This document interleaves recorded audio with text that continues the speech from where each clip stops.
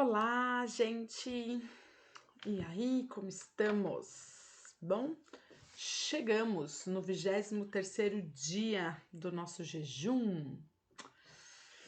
E aí, pessoal, vocês estão conseguindo ter um tempo de oração, um tempo de leitura da palavra adequado? Como é que tá essa rotina de vocês? Como é que tem sido viver esses momentos importantes? Compartilhe um pouquinho com a gente, tá bom? Bom, nós vamos hoje para a segunda parte, né? Do capítulo 8, que é do 13 ao 18, hoje.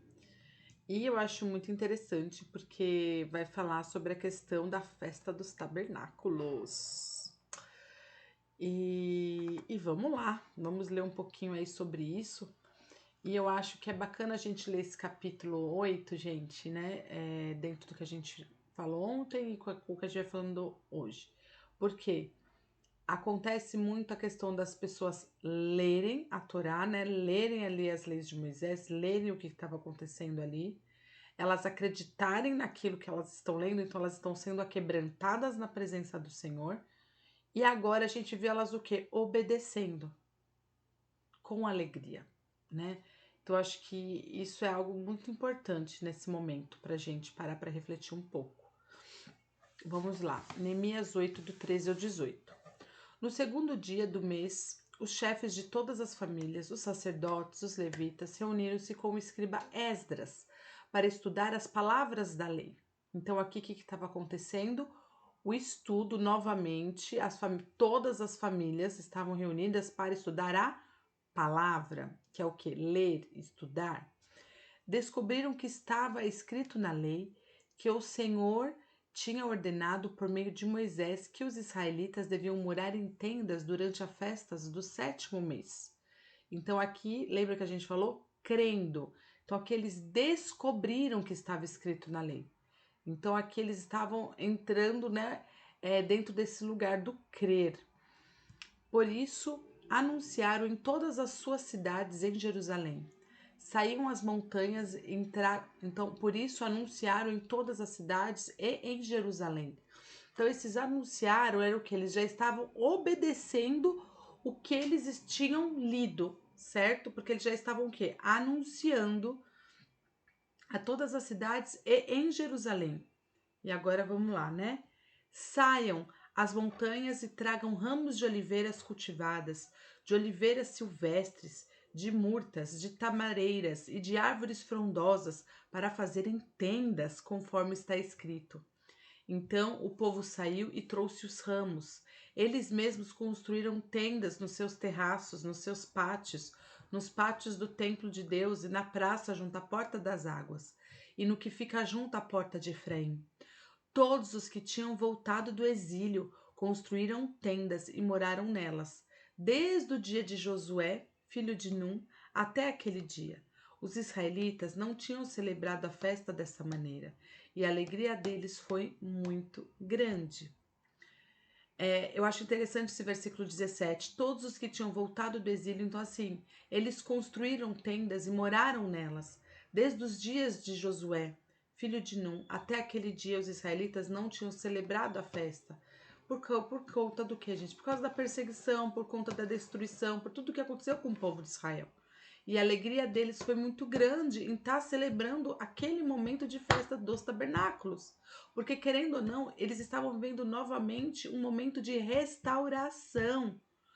Então, eles voltam a celebrar, a realizar festas.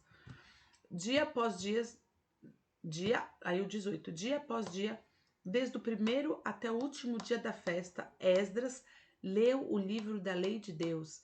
Eles celebraram a festa durante 7 dias e no 8º dia, conforme o ritual, houve uma reunião solene. Então, assim, eles obedeceram, né? E eu acho muito interessante quando a gente pega esse estudo, a gente vê líderes religiosos promovendo a restauração das práticas espirituais no meio do povo, né? E que desperta o que, gente? A espiritualidade da sociedade.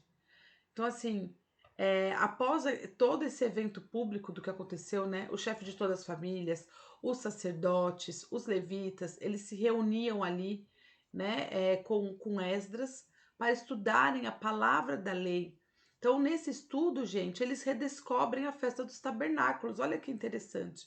Então, o povo foi convocado a celebrá-la, né? E de fato aconteceu. Então, assim, foram 7 dias de celebração. Então, eles leram, eles creram, eles obedeceram, né? É, não pode significar, de repente, gente, que o povo de Israel tenha negligenciado a celebração da festa dos tabernáculos por 1000 anos, entenderam? A ênfase deve ser muito bem colocada sobre a palavra assim, que significa que nunca antes da festa dos tabernáculos havia sido celebrada de tal maneira. Então, assim, essa leitura da palavra, o momento que se seguiu a produzir uma celebração tão alegre e sincera da festa, como não acontecia desde a época de Josué. Então, como está escrito no versículo 17. Então, assim, eu acho interessante a gente trazer isso para o nosso meio.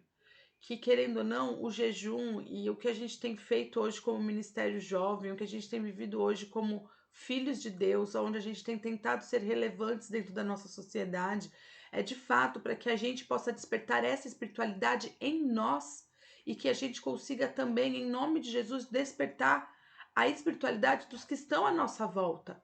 Que a gente chame as pessoas para celebrar isso com a gente, que a gente chame as pessoas para viver esse tempo novo conosco, que a gente possa compartilhar a alegria que tem sido servir na casa do Senhor, mesmo diante de tantas dificuldades, diante de tanto sofrimento, diante de tantas diferenças, diante de tantas teologias que nos são apresentadas. Porém, o Senhor tem nos mostrado um alvo e a gente tem seguido para esse lugar, né? Então que a gente possa, né? Quando eu olhei a maratona, quando a gente terminou a reunião ontem sobre a maratona, eu olhei e falei, uau, sabe? É global, a maratona ela vai ser global, a maratona vai vir falar do que a missão de fato é, sabe? Que é a gente olhar além das portas daquela igreja, além daquelas paredes. Então, assim, a gente vê que tem vida acontecendo lá fora.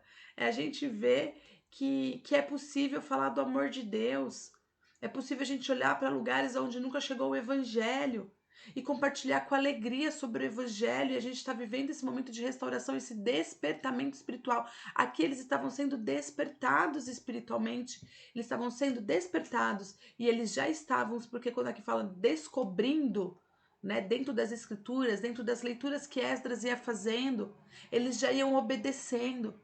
E quantas vezes nós demoramos tanto tempo que a gente lê a palavra e a gente demora tanto tempo para obedecer aquilo que Deus está pedindo, porque a gente fica na dúvida, ou porque a gente não tem coragem, ou porque a gente se acha tão insignificante, ou às vezes o lugar de Deus na nossa vida é tão pequeno que a gente quer se manter num lugar confortável.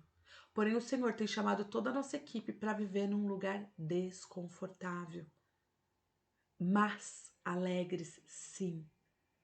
Vivendo práticas espirituais, sim. Estando com Ele, sim. E vivendo numa busca e num aquebrantamento diante da palavra dele, sim. Em oração, tá certo? Em leitura da palavra, em jejum, em compartilhamento, em comunhão. Tá certo, pessoal? Hoje a gente fica por aqui. Ficou curtinho o nosso vídeo, né?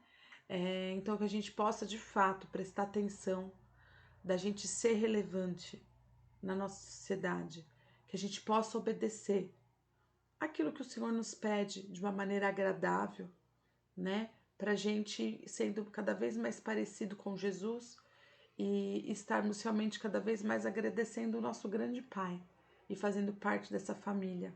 Amém, gente? E o quanto isso, gente, já vai apontando para Jesus, tá?